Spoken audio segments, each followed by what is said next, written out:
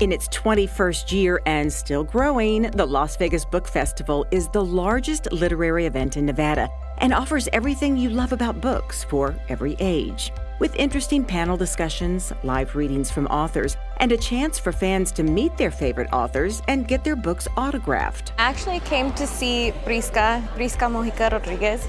She has a book for brown girls with sharp edges and tender hearts, and I've never read a book as fast as I read that book. I resonated with it so much. Candy Herrera says meeting an author she related to so well was an extremely gratifying experience.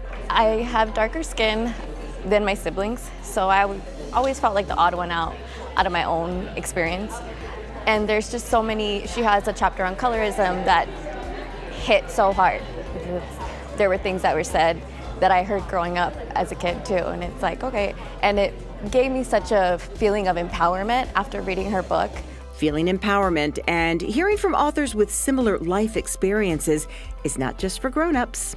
Ring, ring, ring, can you hear us call? Paletas for one, paletas for all. Children's authors have a way of reaching and teaching kids in a way that even makes dessert a lesson in sharing. Today I read Paletero Man, which was my first children's picture book on HarperCollins.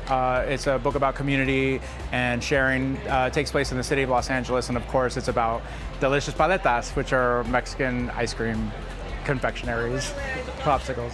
Author Lucky Diaz says he loves it when he can see the kids' reactions to his stories.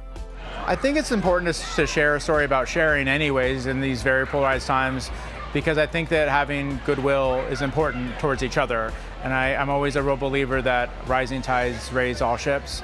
We caught up with another author who says her work came to be during the pandemic, combining writings from more than 40 contributors who share one experience. It's an anthology that came from love.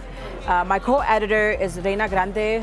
We both grew up undocumented, and it was very important for us to do a project about migrant folks, about migrant communities, by incorporating and making everything about this book migrant and undocumented done.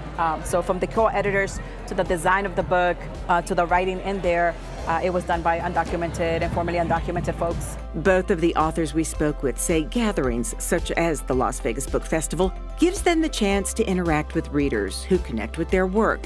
And that makes the festival just as enjoyable to them as it is for their fans. Our audience, readers who are young undocumented students, saying that they feel themselves reflected in these stories, and stories that I wish that I had growing up.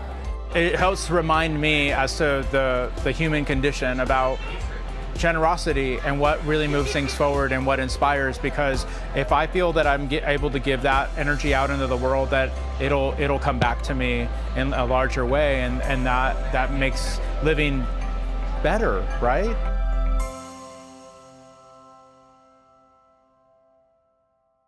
Nancy Byrne here. I hope you enjoyed that story. For more great stories about the city of Las Vegas, don't forget to click on that box.